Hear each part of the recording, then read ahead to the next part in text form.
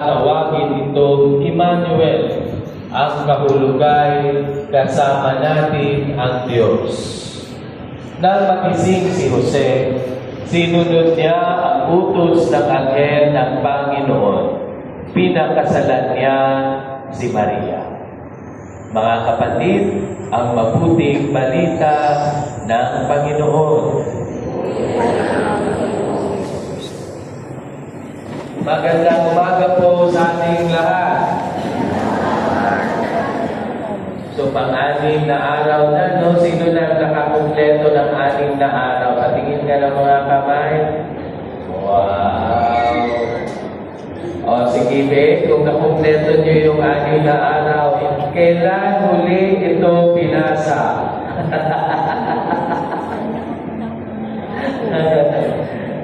Ayun. Di ba kasi mga kapatid, pangalawang beses na ito na binasa natin. Pero nung unang binasa natin ito, no, ay anong tawag ito? Ang unang pagbasa natin ay patungkol sa hustisya, mga kapatid, no? The justice of God, which is the justice of love. No? So, ngayon naman, iba yung ating unang pagbasa na narinig, mga kapatid, no?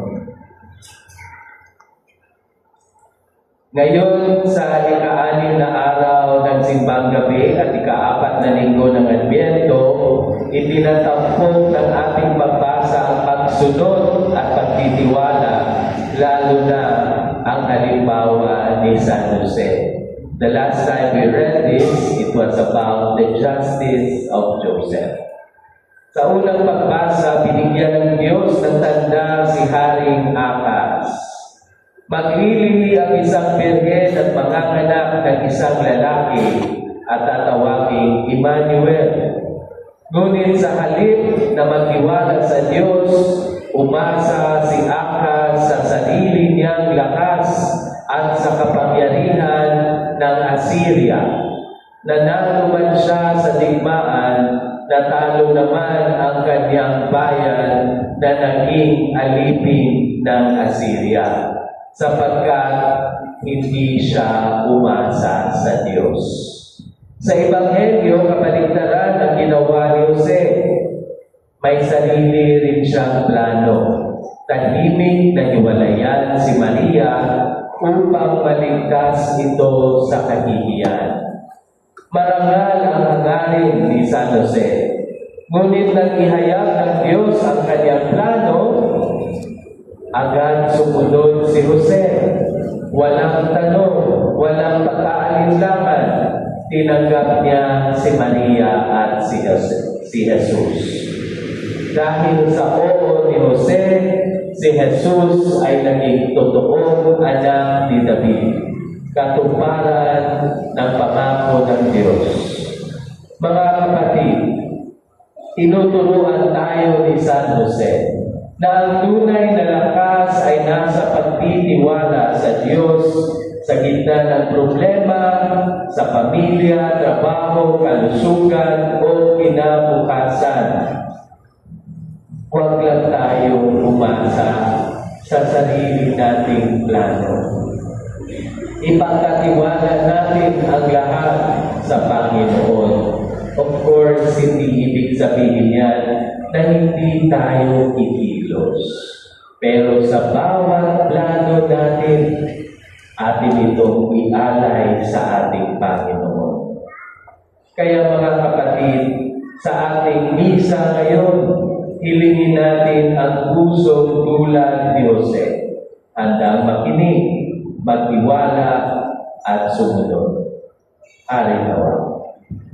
Tayo po ay tumayo, sumasampalataya.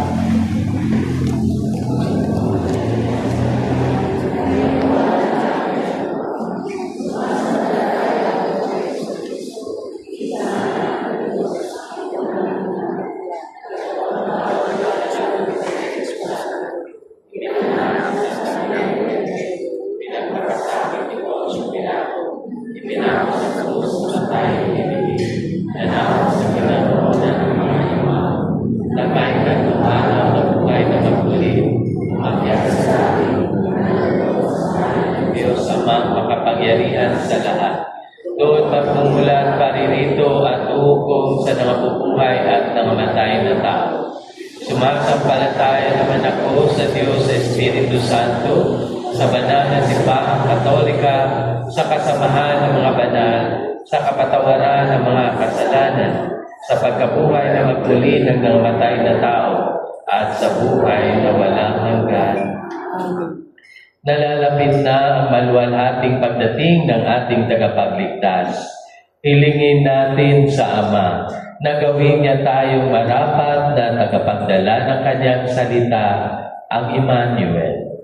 Manalangin tayo, O Diyos, alina sa aming piling. Diyos namin mapagmahal, taglalilawan namin iyong simbahan, ang kabutihan at katotohanan.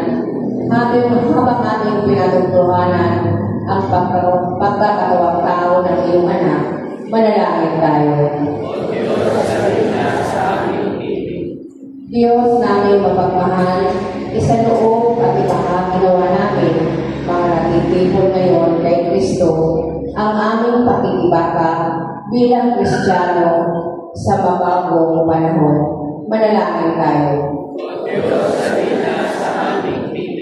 Diyos namin mapagmahal, patuloy mo sa iyong walang hanggang pagkahari silang mga tinawag mo mula sa buhay nito.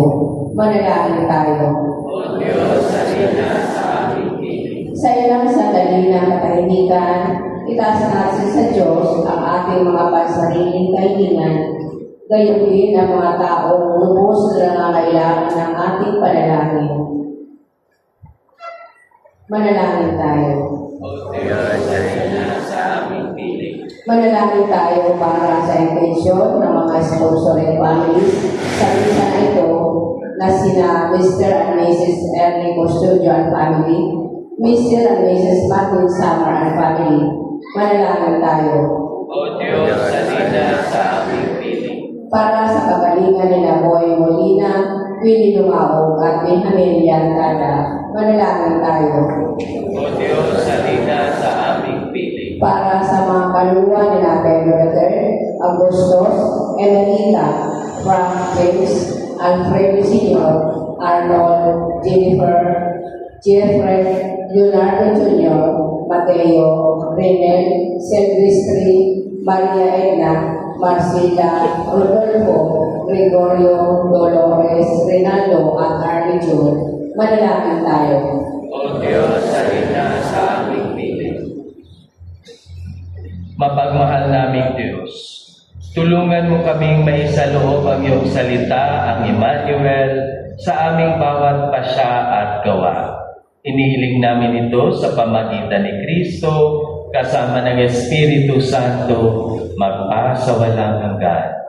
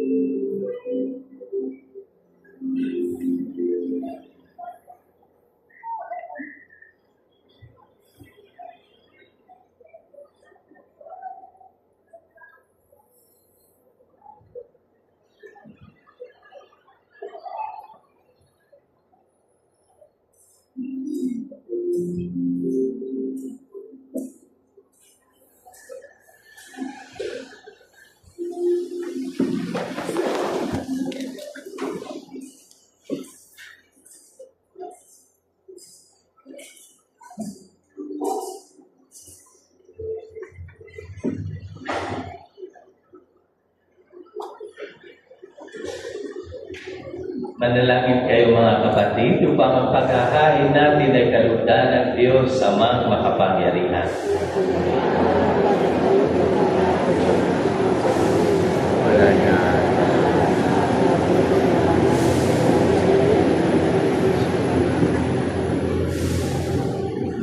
Ama naming lumikha, ang mga alay naming nakahain sa iyong dambana ay pabanalin nawa ng paglubog ng banal na Espiritu na pumuspos sa sinapupunan ng mahal na Birheng Maria upang magdalang tao at magsilang sa iyong anak na siyang namamagitan magpasawalang hanggan. Sumainyo ang Panginoon. At sumayin Itaas sa Diyos sa inyong puso at diwa. at namin sa Panginoon. Pasalamatan natin ang Panginoong ating Diyos. Ama naming makapangyarihan, tunay nga marapat na ikaw ay aming pasalamatan sa pamagitan ni Jesucristo na aming Panginoon. Ang pagsusugo mo sa Kanya ay ipinahayag ng lahat ng mga propeta. Ang pagsilang niya ay pinanatikan ng mahal na Birheng Kanyang inang tunay sa kapangyarihan ng Espiritong Banal. Ang pagdating niya ay inilahat ni San Juan Bautista sa kanyang pagbibigyan. Ngayon pinaghahandaan namin ang maligayang araw ng kanyang pagsilang. Kami nananabik at nananalangin lubos na makaharap sa kanyang kadakilaan. Kaya kaysa ng mga anghel na nagsisiawit ng papuri sa iyo nang walang humpay sa kalangitan, kami nagbubuni sa iyong kadakilaan.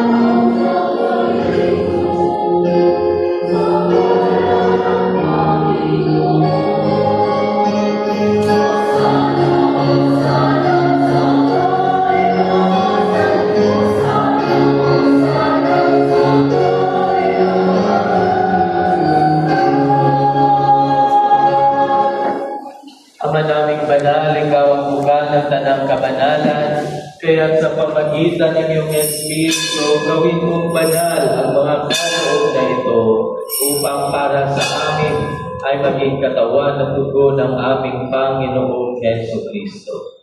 Bago niya pinagtiis ang pusang loob na maging handog, tinawakan niya ang tinapay. Pinasalamatan kanya.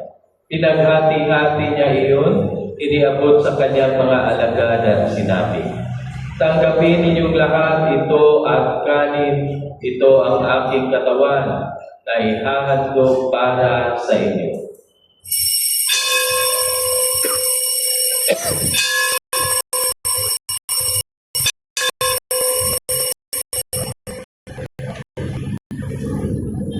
Kaya naman nung matapos ang hapunan, nawakan niya ang kalis.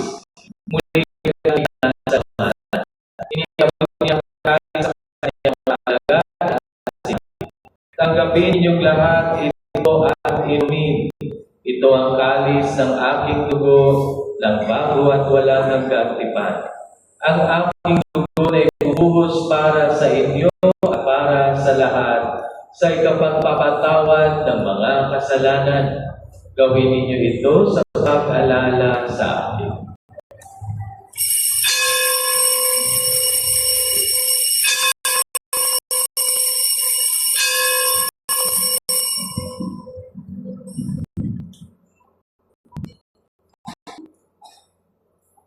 Ipagbuti natin ang misteryo ng pananampalataya.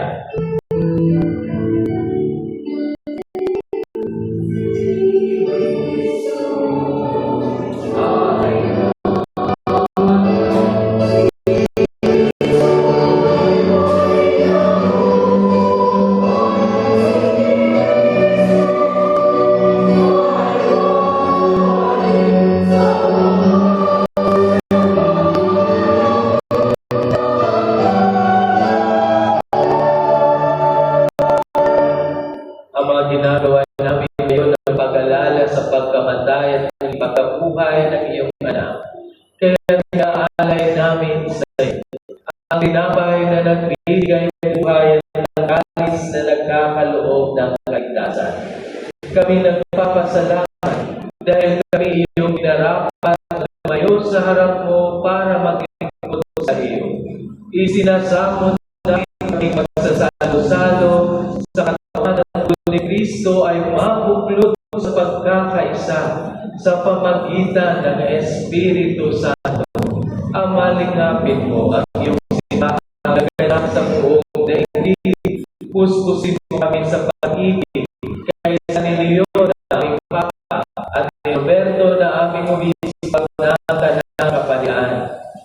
Alahanin mo rin ang mga kapatid naming lahing-lahi nang may pag-aasang sila'y muling mabubuhay, gayon din ang lahat ng mga pumanaw. Kaawaan mo sila at patuloyin sa iyong kaliwanagan. Kaawaan mo at pagindapatin kaming lahat na makasalo sa iyong buhay na walang wakas, kaysa ng mahal na Birheng Maria na Ina ng Diyos, ng kabiyak ng puso niyang si San Jose, kaysa ng mga apostol, ni San Antonio de Padua at ng lahat ng mga banal na nabuhay dito sa daigdig ng kalugod-lugod sa iyo.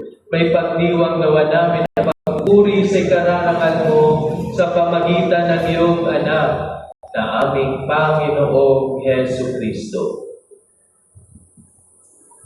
Sa pamamagitan ni Kristo, kasama at sa Kanya, ang lahat ng pagkakapuri ay sa iyo, Diyos Ama, makapangyarihan, kasama ng Espiritu Santo, magpasawalang hanggan.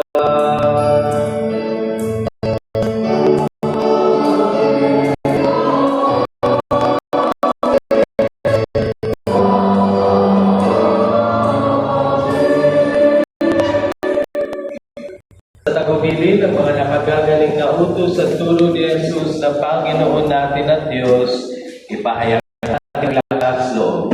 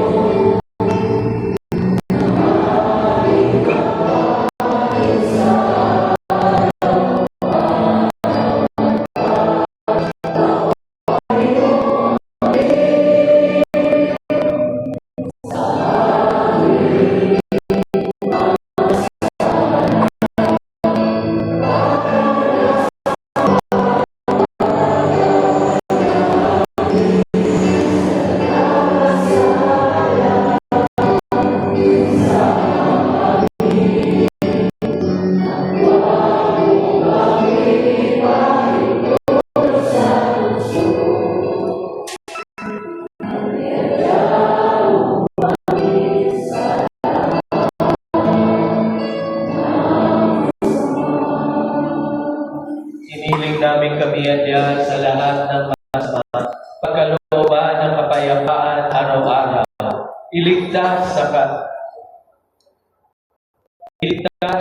kasalanan at ilayo sa lahat ng kapahamakan, samantalang aming pinananabigan ng ilang araw ng pagpapahayag ng tagapagligtas naming si Yesu Kristo.